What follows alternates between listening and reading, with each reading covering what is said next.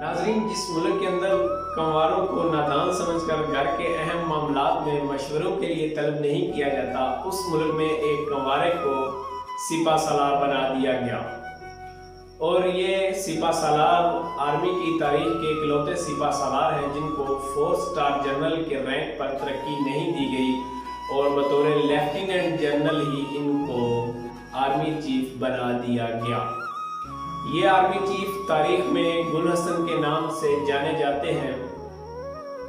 उस वक्त के पाकिस्तान के जो DGISPR हैं वो अपनी किताब east Pakistan the end game में लिखते हैं कि याहिया खान के इक़्तिदार छोड़ने के बाद GHQ में एक मीटिंग हुई जिसमें मुख्तलिफ जो फौजी एहलकार हैं या अफसरान हैं वो शामिल हुए। इस मीटिंग के अंदर एयर चीफ मार्शल अब्दुल रहीम, PIA के चेयरमैन और उस वक्त के DGISPR, इसके अलावा गुल हसन उस मीटिंग में शामिल थे, जिसमें ये फैसला किया जाना था कि याहिया खान के बाद इक़्तिदार किसको सौंपा जाए।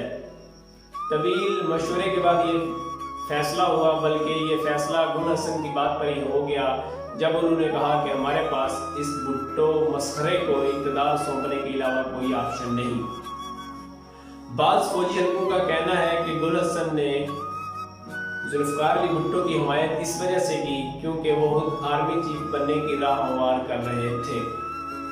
इसके अलावा जो मेजर जनरल मिठा हैं वो अपनी किताब में भी बताते हैं कि जब याहिया खान को इक़्तिदार से निकालने की जो साजिश एक बनाई गई उसके पीछे भी गुल हसन का हाथ था और इनका वहाँ पर भी जो निशाना था वो खुद को आर्मी चीफ की कुर्सी पर देखना था।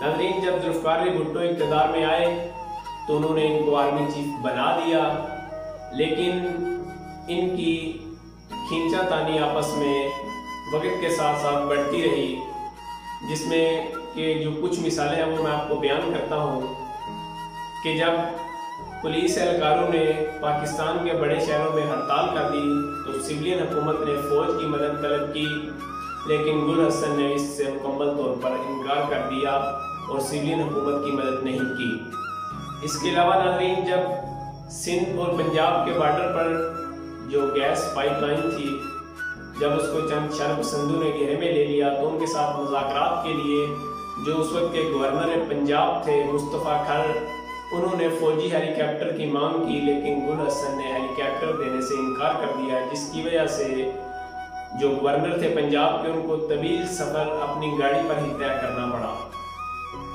इसके अलावा भी बहुत सारे ऐसे वाक़यात हैं जिनसे ये भी साबित होता है कि जो गुल हसन थे उनको सियासत से शदीद नफरत थी और वो कभी भी इक़्तिदार पर कब्जा करना नहीं चाहते थे या सीनियर हुकूमत को तंग करना नहीं चाहते थे।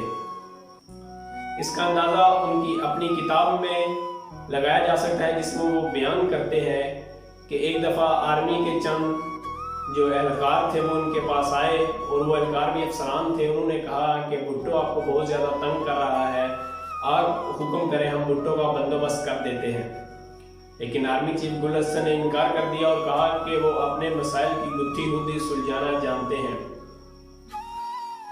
इसी दौरान इसी खींचातानी में भुट्टो तक भी ये इतलात पहुंची रही तो उन्होंने जो उनके सेक्रेटरी दिफा थे अकबर खान, उनको इनके पास भेजा कि ताकि जो इनके दरमियान सुलह हो जाए या जो मामलात हैं वो ठीक हो जाए।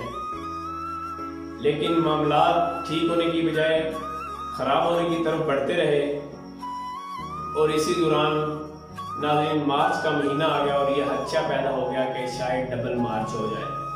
डबल मार्च से मुराद कि शायद मार्शल लॉ लग जाए। लेकिन इस दौरान भुट्टो ने एक अहम सियासी खुदकश धमाका करने का सोचा और वो ये धमाका ये था कि गुल हसन को बर्खास्त कर दिया जाए या नौकरी से निकाल दिया जाए। इसके लिए भुट्टो ने एक बहुत कारामद प्लान बनाया। प्लान कुछ यूँ था कि उन्होंने अपने सेक्रेटरी दिफा के ज़रिए इनको पैगाम भिजवाया कि बॉर्डर पर भारत के साथ हालात कशीदा है, तो ये मुझे आकर ब्रीफिंग दें कि पाक फौज ने अब तक क्या इंतजामात किए हैं जवाबी कार्रवाई के लिए।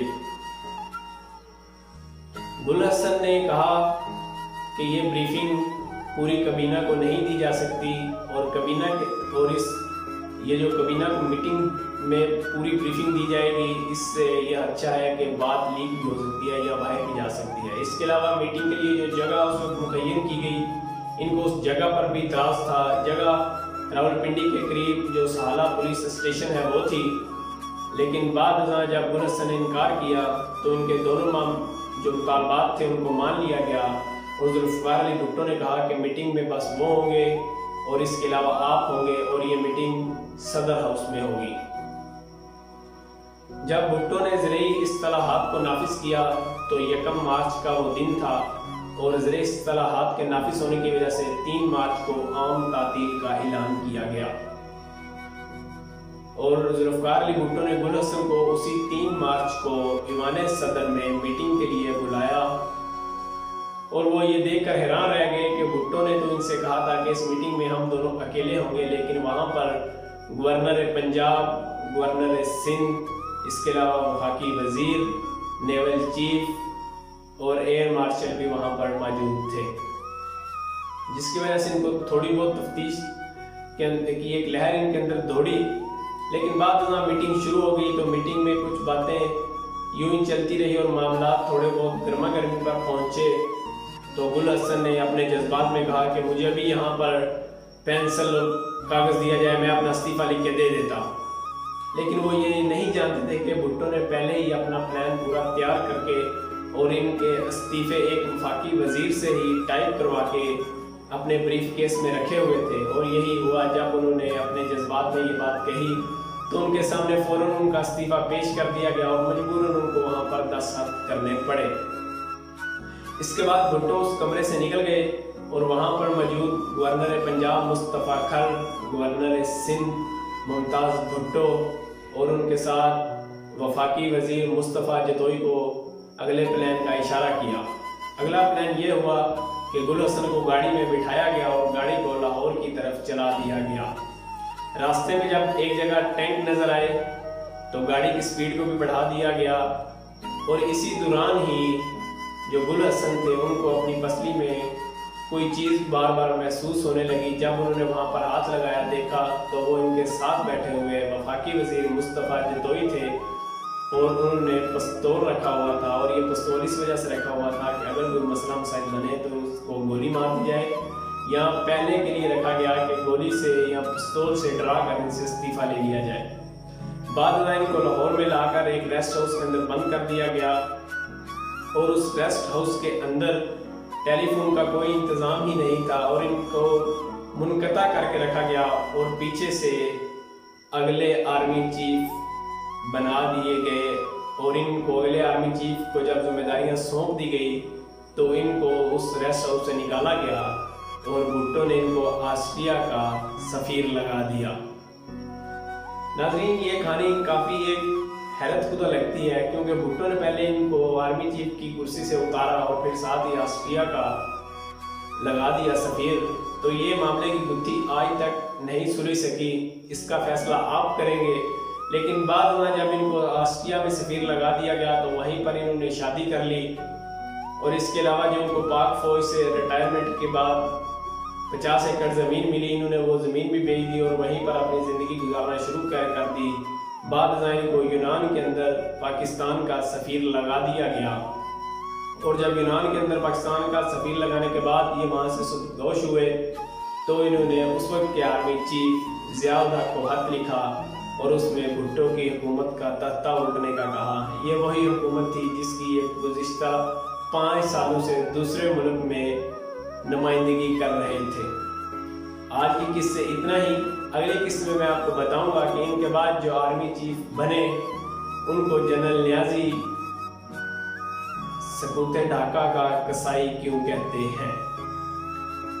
तो आज की किस्से इजाज़त दीजिए, इंशाअल्लाह अगली किस्से में मुलाकात होगी।